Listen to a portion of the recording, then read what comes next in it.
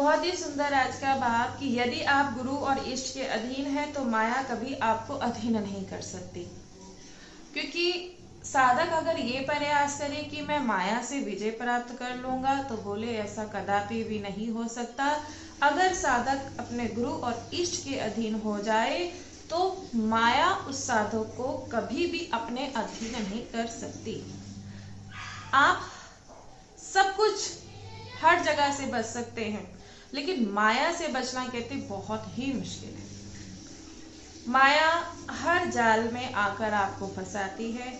माया कोई भी रूप धारण करके आपके जीवन में आएगी और आपको उलझाने का प्रयास करेगी, लेकिन अब अगर हम अपने सदगुरुदेव भगवान के अधीन हैं तो वो माया बोले आपको स्पर्श भी नहीं कर पाएगी। तो इसीलिए कहा जाता है कि गुरु आश्रित हमेशा अपने गुरु के वचनों पर विश्वास रखें, जैसा वो कह रहे हैं वैसा ही आप करते जाएं। बहुत ही सुंदर आज एक कथा याद आई, पुरंजनोपाख्यान। ये कथा है पुरंजन और पुरंजनी की। नारद जी इस कथा को, जो राजा प्राचीन भरही हैं, उन्हें इस कथा को नारद जी श्रवण करा रहे हैं। और जो भी जन पुरंजन उपाख्यान को बोले श्रवण करता है तो उसे जो वास्तविक में माया का जो स्वरूप है, जो वास्तविक में सच्चाई है इस जीवन की, तो वो उसे समझ पाता है। तो नारद जी राजा प्राचीन भर्री को एक पुरंजन और पुरंजनी का आख्यान सुनाया, जिसमें आत्मा और परमात्मा के स्वरूप संबंध और कर्तव्य को और बीच के व्यवधान को हटाने वाले उपाय का वर्णन किया गया है। कि जो आत्मा और परमात्मा के स्वरूप संबंध में जो बीच में व्यवधान डाल रहा है ना, उसी के विषय में जो नारद जी हैं राजा प्राचीन भर्री को ये कथा सुना रहे हैं। और ये कथा हम लोगों को भी श्रवण करना बहुत जरूरी है। तो नारद जी कहते हैं कि हे राजन सुनो, मैं तुम्हें एक कथा सुनाता हूं। पुरंजन नाम का व्यक्ति स्वच्छंद गति वाला सुखी जीवन वाला अपने अविज्ञात नाम के सखा के साथ रहता था। पुरंजन बोले कौन? जो स्वच्छंद गति वाला सुखी जीवन जीने वाला व्यक्ति। बोले किसके साथ रहता था? अपने सखा के साथ। और उस सखा का क्या नाम था? अविज्ञात। बड़े ही ध्यान से श्रवण कीजिएगा। बोले एक दिन पुरंजन कहीं चले जा रहा था तो चलते चलते उसने रास्ते में एक 9 द्वार की नगरी दिखाई पड़ी। और उस नगरी में उसने देखा कि एक बहुत ही सुंदर युवती घूम रही है, जिसके साथ 10 पहलवान थे और एक 11वां महायोद्धा था। और उनके आगे आगे एक 5 फन वाला सांप चलता था। सैकड़ों सहेलियां, दास दासियां उस सुंदर युवती की सेवा में लगी थी। पुरंजन ने जैसे ही उस सुंदर युवती को देखा तो उसके ठाट बाट को देखकर वो आसक्त हो गया और अपने जो बहुत प्रिय सखा था, जिसका क्या नाम था? अविज्ञात, उस सखा को भूल गया, उसकी परवाह नहीं करी। और उसके तरफ से उदासीन होकर वह पुरंजन उस सुंदर भोली भाली युवती के निकट जाकर बड़ी मधुर वाणी में बोला कि हे सुंदरी, तुम कौन हो? तुम किसकी कन्या हो और तुम किसके लिए यहाँ घूम रही हो? ये 10 सेवक और 11वां महायोद्धा कौन है? तुम्हारे आगे आगे चलने वाला ये 5 फन वाला सर्प कौन है? बड़े ध्यान से सुनना। सबसे पहले 9 द्वार की नगरी और 10 योद्धा और 11वां महायोद्धा और 5 फन वाला सर्प। सभी जन बड़े ध्यान से श्रवण करना। ये सब सेवक सेविकाएं कौन हैं? क्या तुम पति की खोज में घूम रही हो? तो मैं तुम्हारे इस रूप पर मोहित हूं, तो मैं तुम्हें पत्नी रूप में वरण करने को तैयार हूं। इस प्रकार पुरंजन ने याचना की तो युवती ने हंसते हुए उसका अनुमोदन किया और बोली, हे सुंदर पुरुष, मैं नहीं जानती कि मुझे पैदा करने वाला, मुझे जन्म देने वाला कौन है, इस नगरी को बनाने वाला कौन है? मैं बस जब से मेरा जन्म हुआ, जब से मैं पैदा हुई हूँ, तब से इस नगरी पर मेरा ही एकाधिकार है और कोई दूसरा यहाँ नहीं। ये सब मेरी ही सेवक सेविकाएं हैं, ये सब मेरे ही रक्षक हैं। यदि अगर आप चाहते हैं कि पत्नी रूप में आप वरण मुझे करना चाहते हैं, तो मैं भी आपको पति रूप में वरण करने को राजी हूँ। दोनों ने एक दूसरे की अभिरुचि से संबंध स्थापित किया, आपस में पति पत्नी का, और उस पुरंजनी के साथ वो रहने लगा। अब दोनों का विवाह हो गया और दोनों आपस में आराम से रहने लगे। अब वो पुरंजन इतना आसक्त हो गया उस पुरंजनी में कि उसकी वृत्ति तद्वत हो गई। मतलब जैसा वो पुरंजनी करती वैसा ही वो करता। उस पुरंजनी की खुशी के लिए वह पुरंजनी जो करती वो वही करता। अगर पुरंजनी बैठ जाती तो वो भी बैठ जाता, अगर वो चलती तो वो भी चलने लग जाता, अगर वो हंसती तो वो भी हंसने लग जाता, वो रोती तो वो भी रोने लग जाता, वो खाती तो वो भी खाने लग जाता, वो सोती तो वो भी सोने लग जाता, अगर वो शोकाकुल होती तो ये भी व्याकुल हो जाता। मतलब जो वो पुरंजनी करती वो इतना तद्वत हो गया उस पुरंजनी में, जैसा वो पुरंजनी करती वैसा ही पुरंजन करता। उस पुरंजनी की चेष्टा के एक क्षण भी इधर उधर उसकी वृत्ति नहीं होती। ये कि अपनी मर्जी से वो कुछ कर पाए, ऐसा बोले हो ही नहीं सकता। जैसा पुरंजनी कर रही थी वैसा ही पुरंजन करता। उसके साथ रहकर वो अपनी गृहस्थी में उलझने लगा। कुछ समय पाकर एक दिन पुरंजन शिकार खेलने जंगल में निकल गया। यद्यपि वह अपनी पत्नी को एक क्षण के लिए भी छोड़ता नहीं था, लेकिन उस दिन उसे शिकार का ऐसा शौक लगा कि वह उसकी परवाह नहीं करी। अपना धनुष बाण चढ़ाकर आखेट करने चला गया और कई जंगलों में गया और इतना शिकार किया कि उन मरे हुए पक्षियों को, जिन पशुओं का शिकार किया था, उन्हें लाद कर भी नहीं ला सकता था। एक तो नाजायज ढंग से उसने अत्यंत कठोरता पूर्वक बहुत प्राणियों की हत्या कर दी। उसने अब शिकार में उन्हें उठा नहीं सकता था, जितनों की हत्या करी, अगर लाता तो वो सड़ते। इतने शिकार उसके किसी काम का नहीं था, तो बोले इतने सारे निर्दोष जो जानवरों की उसने शिकार किया, उसकी हत्या कर पाप लाद कर लाया। अब पाप का भागी होकर आया। इधर जैसे ही वो आया महल में वापस, तो उसने क्या देखा, सभी ने बताया कि जो पुरंजनी यानी तुम्हारी पत्नी है तुमसे रूठ गई है। अब वो तुम्हारी सूरत भी नहीं देखना चाहती, जाकर कोप भवन में पड़ी हुई है। पहले समय में क्या होता था, अगर स्त्रियों के लिए कोप भवन बनाया जाता था, यानी जब वो नाराज होती थी तो वो जाके कोप भवन में बैठ जाती थी, पता लग जाता था कि नाराज है। कोप भवन स्पेशली बनाए जाते थे। अब जब पुरंजन को ये बात पता लगी कि मेरी पत्नी मुझसे रूठ गई है, अब पत्नी के भय से वो कांपने लगा। अब तो अपनी पादुका उतार कर, अपनी पगड़ी मुकुट उठाकर, कांपते हाथों से जाकर पैरों में पड़कर क्षमा याचना करने लगा और कहा, प्रिय, मेरी भूल हो गई कि मैं तुमसे बिना पूछे आखेट करने के लिए यानी शिकार करने के लिए चला गया। अब मैं वादा करता हूँ कि तुमसे बिना पूछे मैं कहीं नहीं जाऊंगा, लेकिन इस बार तुम मेरी इस भूल को क्षमा कर दो। उस मालिनी ने बड़ी मुश्किल से क्षमा किया। उसके बाद अब वो उसका गुलाम होकर, उसके साथ विषय भोगों में आसक्त होकर अपने बाल बच्चों की वृद्धि करने लगा। बहुत सी संतान हो गई, उन सबका पालन पोषण करने लगा। पुत्रों का, वधुओं एवं कन्याओं का उनके योग्य वरों के साथ विवाह आदि करके कुटुंब पालन में वो व्यस्त हो गया। अब इसी बीच एक गंधर्व राज चंडवेग 308 गंधर्व और 360 गंधर्व और 360 गंधर्वियों का जत्था लेकर आया और उस सुंदर सी पुरंजन की जब नगरी देखी तो उस पर आक्रमण कर दिया और उस नगरी को खूब लूटा और लूटते लूटते उस नगरी को जर्जर कर दिया। इससे अभी सफल ही नहीं पाए थे, तभी एक काल कन्या आई, और जो काल कन्या थी बोले वो वर खोज रही थी, वे अपने लिए एक दूल्हा खोज रही थी। वे जिसे भी दूल्हा बनाती थी वो काल कन्या बोले उसे मृत्यु के घाट उतार देती थी।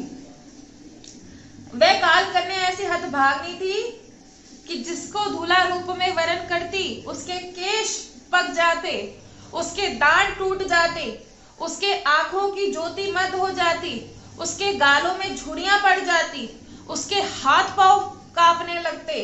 इस प्रकार की दशा देखकर वह उसे मौत के घाट उतार देती, फिर दूसरे को पकड़कर उसकी भी वही हालत करती, जिससे भी वो विवाह करती।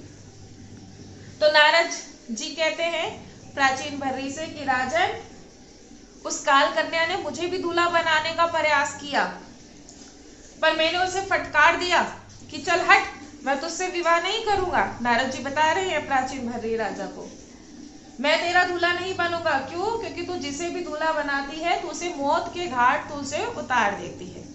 अब बोली जिसे भी, है ना, जिसे भी दूल्हा बनाती, जिसे भी दूल्हा बनाती।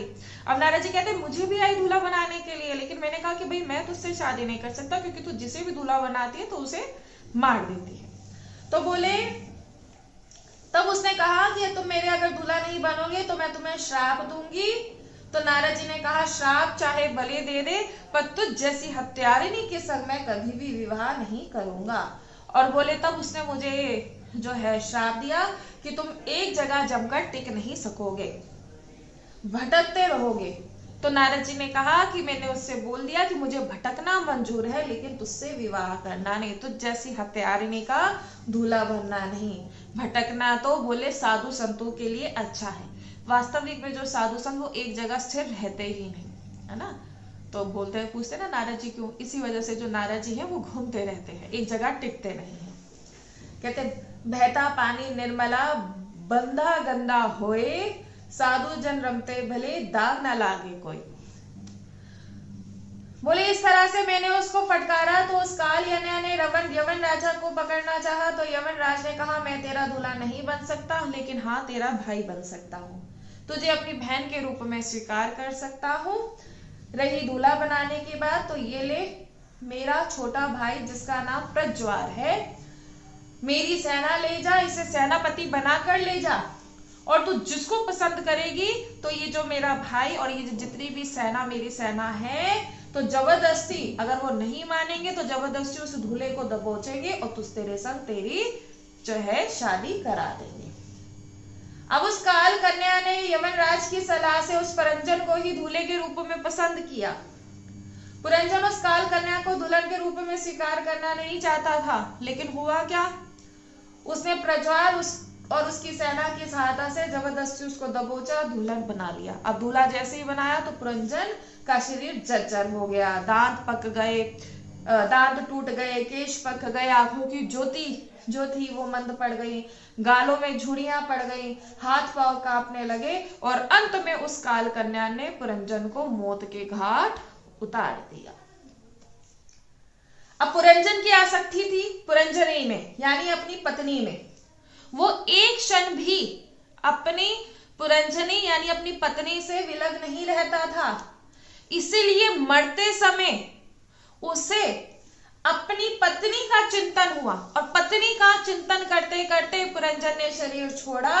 इसलिए अगले जन्म में पुरंजन को स्त्री बनना पड़ा।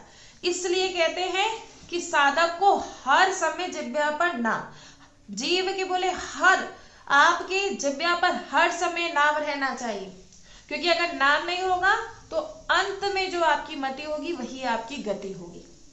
पुरंजन की अंत में मति कौन थी? स्त्री, उसकी पत्नी। इसलिए पुरंजन को अगले जन्म में स्त्री ही बनना पड़ा। जाकी सूरत लगी है जहां, कहे कबीर सो पहुंचे तहां, अंतमति सो वही तुम्हारी गति। अब पुरंजन का अगला जन्म हुआ स्त्री शरीर में, विदर्भ देश के राजा की बेटी बना, और जब यह विदर्भ राजकन्या विवाह के योग्य हुई तब वीर पांडे नरेश महाराज मल्ल ध्वज के साथ इनका विवाह हुआ। राजा मल्लध्वज से वैदर्भी के गर्भ से कन्या और 7 पुत्र उत्पन्न हुए। अंत में राजश्री मल्लध्वज अपने पुत्रों को राज्य सौंपा और भगवान श्री कृष्ण की आराधना करने के लिए मल्ल पर्वत पर चले गए। वैदर्भी ने अपना घर समस्त भोगों को तिलांजलि देकर पति के साथ ही चली गई। राजा मल्लध्वज ने कालांतर में भगवत चिंतन करते हुए पर ब्रह्म परमात्मा में स्थित होकर सर्वथा वो शांत हो गए। जब उन्होंने शरीर छोड़ा यानी वो परलोक वासी हो गए, वे पति परायणा वैदर्भी शोकाकुल होकर रोने लगी और रोते रोते लकड़ियां इकट्ठी करने लगी। उसने चिता बनाई। क्यों? क्योंकि उसने ये निर्धारित कर लिया कि मैं अब अपने पति के साथ ही सती हो जाऊंगी, ये उसने निश्चय कर लिया। उसी समय वैदर्भी रो रही थी, क्योंकि वैदर्भी कौन? पुरंजन ही था जो अगले जन्म में वैदर्भी बना, क्योंकि स्त्री का चिंतन किया। तो वैदर्भी रोते रोते क्या कर रही थी? लकड़ियां इकट्ठी कर रही थी कि पति के साथ ही सती हो जाऊंगी। उसी समय कहते जो पूर्व जन्म का अविज्ञात नाम का सखा आया और उनसे पूछा तुम कौन हो, तुम क्यों रो रही हो? तो उसने कहा मैं वैदर्भ राजकुमारी मल्लध्वज राजा की पत्नी हूँ, मेरे पति का देहांत हो गया है, मैं विधवा हो गई हूँ, पति के लिए रो रही हूँ। तो अविज्ञात सखा बोले क्या तुमने मुझे पहचानती हो? तो वैदर्भी ने कहा मैं आपको नहीं पहचानती। तो बोले अरे तू स्त्री नहीं है और ना ही तू विधवा है, ना ही तू पुरुष है। बोले तू कौन? तू मेरा वही पुराना सखा पुरंजन है। तो कह रहे हैं कि हे सखे, क्या तुम्हें याद नहीं आती कि किसी समय मैं तुम्हारा सखा था, अविज्ञात नाम का सखा था, और आज तू स्त्री बनकर रो रहा है। पहले मैं और तुम दोनों एक दूसरे के साथ मित्र मान सरोवर में विचरण करने वाले हंस थे। एक दिन तुम मुझे छोड़कर पृथ्वी पर चले आए और एक स्त्री के साथ विहार करते करते तुम अपने स्वरूप को भूल गए। अब ना तुम किसी की पत्नी हो और ना ही तुम्हारा पति है, ये सब मेरी फैलाई हुई माया है। वास्तव में ना तुम पुरुष हो ना तुम स्त्री हो। बोले हम दोनों उस मान सरोवर के हंस हैं। बोले अपने स्वरूप को संभालो, अपने आप को अनुभव करो। इस प्रकार अविज्ञात नाम के सखा ने उसे उस स्त्री से शरीर से निकाला और अपने सख्य तत्व प्रदान करके अपने साथ ले गया और सारा रोने धोने का जो साथ झगड़ा वही समाप्त कर दिया। अब नारद जी बोले राजा प्राचीन भर्री से, और हम आपसे पूछते हैं समझे इस कथा को? अब प्राचीन भर्री बोले हाँ महाराज कथा तो समझे, पर कथा का तात्पर्य नहीं समझ में आया। अगर आप कथा का तात्पर्य समझा दे तो हमारे लिए और आसान हो जाएगा। तब नारद जी बोले, और अब आप लोग भी बड़े ध्यान से श्रवण कीजिएगा। नारद जी बोले हे राजन, जो पहले इस कथा के तात्पर्य को समझने से पहले आप सभी लोग खुद को पुरंजन समझिए, ठीक है? आप सभी जन खुद को पुरंजन समझिए।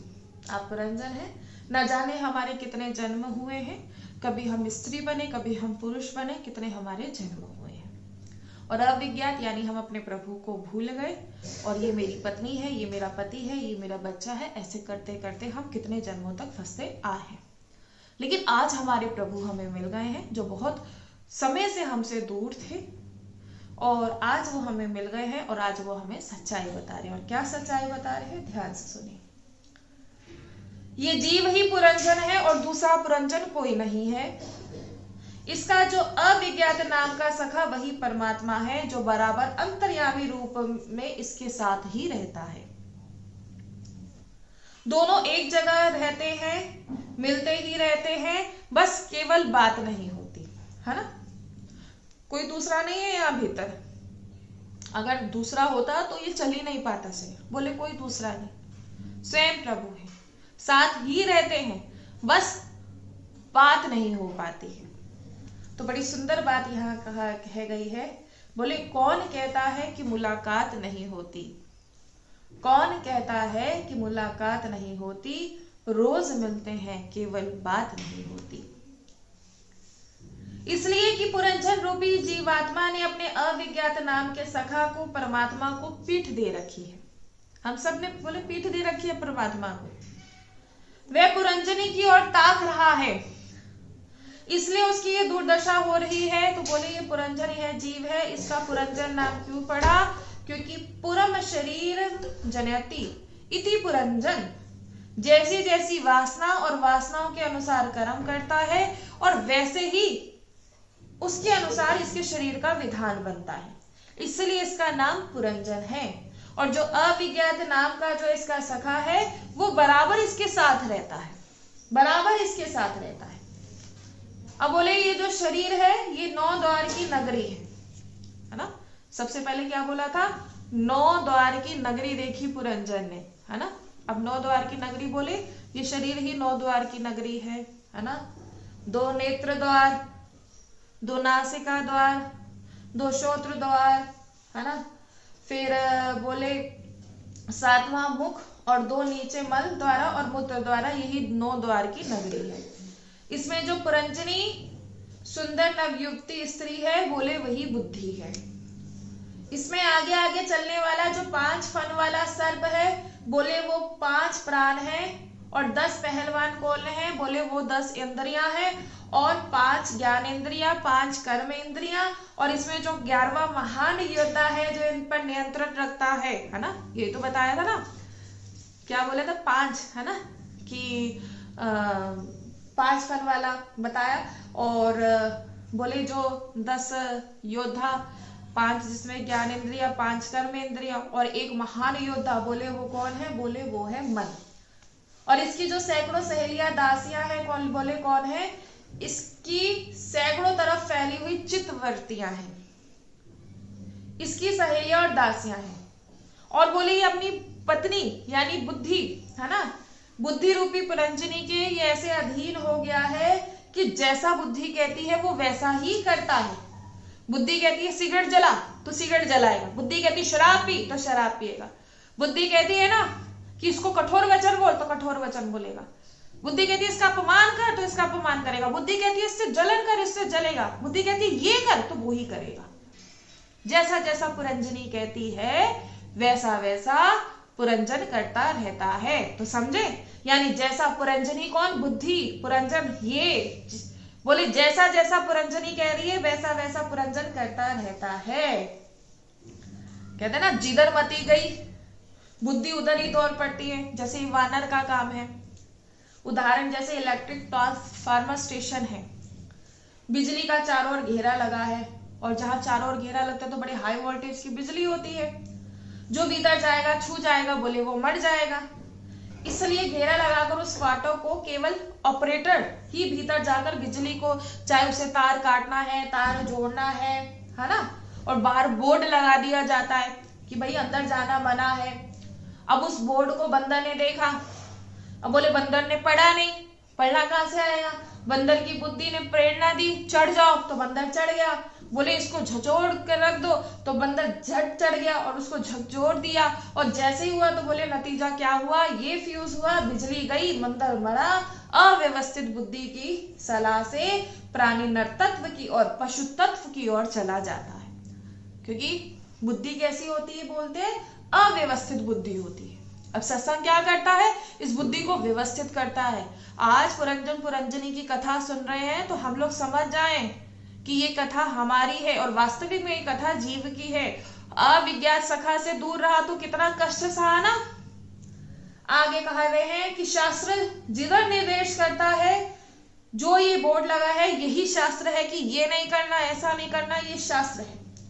जिधर जाने से हमारा नुकसान है उधर जाने से बचाने वाला, और इधर चलने से हमारा भला है, उधर चलने की सलाह देने वाला तो शास्त्र ही है। जिधर शास्त्र चलने की सलाह दे उधर चले वही नर है। पुरंजन नर होकर भी वो पशु तत्व को प्राप्त हुआ। क्यों हुआ? क्योंकि उसने शास्त्रों की बात नहीं मानी, बुद्धि रूपी पत्नी के बहकावे में आता रहा और उसका गुलाम हो गया, मनमाना करने लगा, स्वेच्छाचारी हो गया, अपने अविज्ञात सखा की उसने परवाह नहीं करी, शिकार खेलने जंगल में गया। बोले वे 5 जंगल कौन है? तो बड़ा ही सुंदर बताया जा रहा है। आंखों के रास्ते से रूप का शिकार, कानों के रास्ते से शब्द स्वर संगीती लहरी का शिकार, नासिकी के रास्ते से गंध का, रसना के रास्ते से रस का और त्वचा के रास्ते का स्पर्श का, इन विषयों में आसक्ति रखकर वे इनका शिकार जंगल में जाकर के कामनी कंचन के आलिंगन का शिकार, इस प्रकार उधर से पाप का भी भागी होकर आता है। इधर बुद्धि है, जो बुद्धि रूपी परंजनी है, वो झगड़ती है, मान करती है, रूठती है कि तुम मुझसे बिना पूछे कहाँ चले गया, और तब उससे वो माफी मांगता है और उससे फिर उसकी गुलामी में लग जाता है। तब तक चंडवेद आकर आक्रमण करता है। ये बोले चंडवेद कौन है? जो काल कन्या चंडवेद आया था ना काल कन्या के साथ, बोले ये सेना आई थी ना 360 गंधर्व और 360 गंधर्वियां। बोले 360 जो गंधर्व और 360 गंधर्वियां, ये बोले साल भर के 360 दिन और 360 रात्रि, है ना, रात्रि और दिन, सब मिलकर इस श्वास रूपी संपत्ति को लूटते हैं, इस आयु को हरते हैं। हम अपने जन्मदिन पे प्रसन्न होते हैं ना, बहुत से दिन हमारा जन्मदिन है, लेकिन एक साल तुम्हारा और बीत जाता है ना। हमारी बता कि हम जैसे छोटे की जन्मदिन मनाना है तो, लेकिन फिर पता लगा, एक बार सच में सोचा कि जो जन्मदिन मनाया जा रहा है, अगर वास्तविक में सोचे कि तुम्हारी आयु घट रही है या बढ़ रही है, सोचना जरा। जन्मदिन जैसे मनाते हो, तुम्हारी आयु घटी या तुम्हारी आयु बढ़ी, सोचिएगा, ठीक है। अब कहते हैं चोर घर में घुस कर लूटते हैं, और वो काल कन्या कौन है? बोले बुढ़ापा है। ये दबोच कर जीव को अपना दूल्हा बनाती है ना। कौन बचा काल कन्या से? कोई बचा काल से? सभी बूढ़े हो गए, है ना। अब कहा जा रहा है तीन लोक की संपदा एक श्वासा सम नहीं होए, जो श्वासा रघुनाथ बिन तुलसी व्रता ना खोए। मैं तो सोया था निश्चित मोह मदिरा का होकर चेहरा, काम क्रोध लोभ आदि चोर थे लूट रहे घर मेरा। लूटता देख दया बस मुझको दिया जगाए किसी ने मुझे जगाया, उत्तर मिला दास तुलसी ने।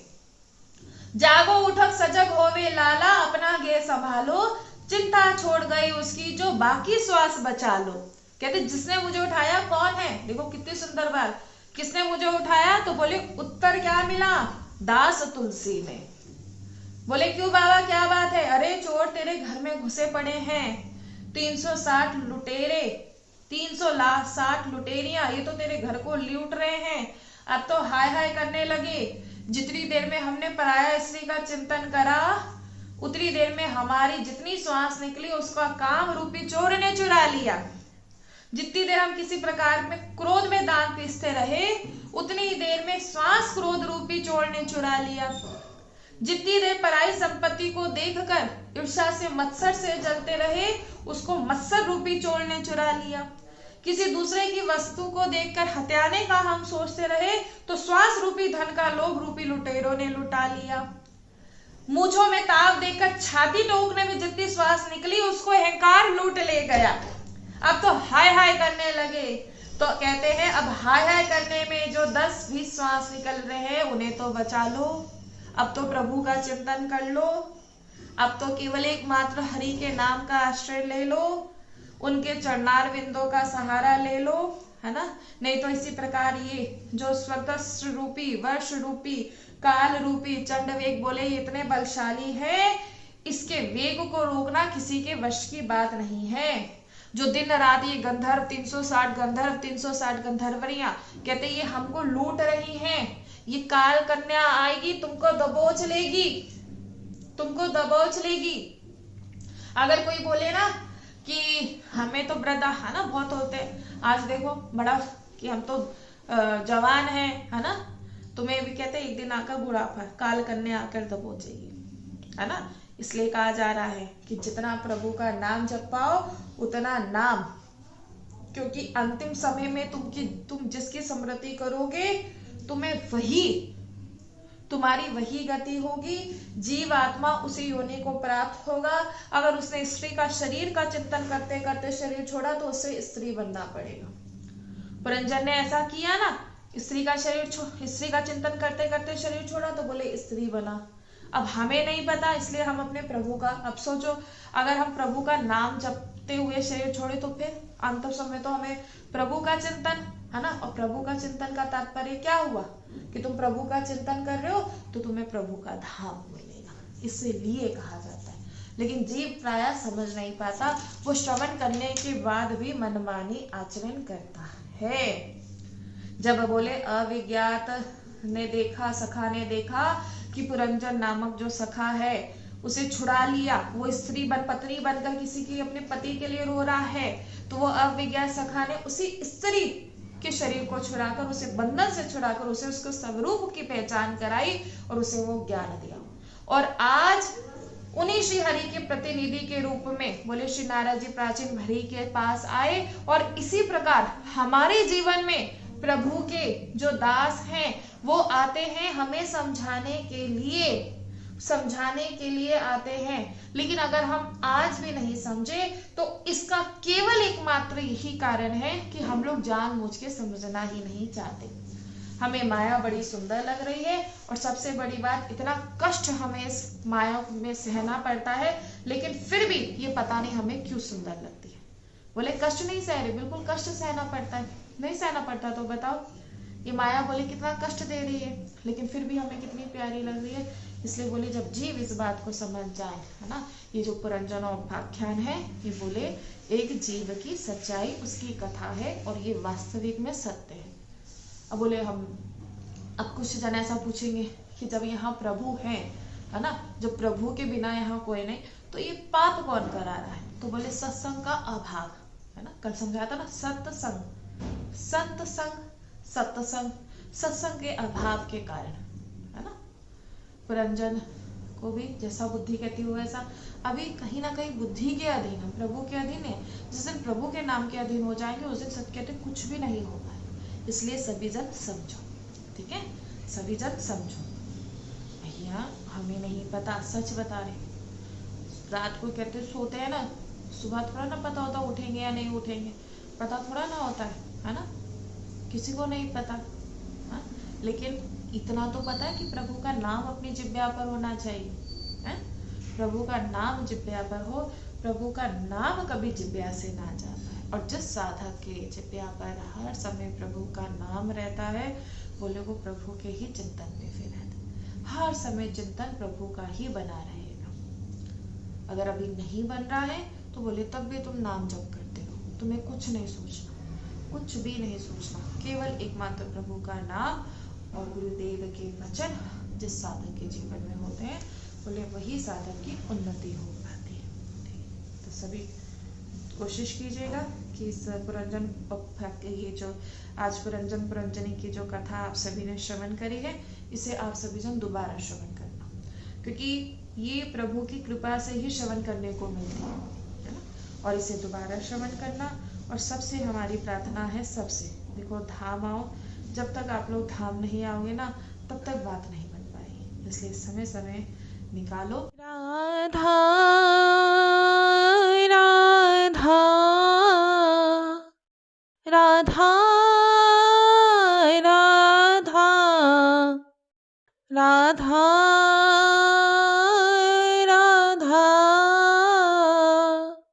राधा राधा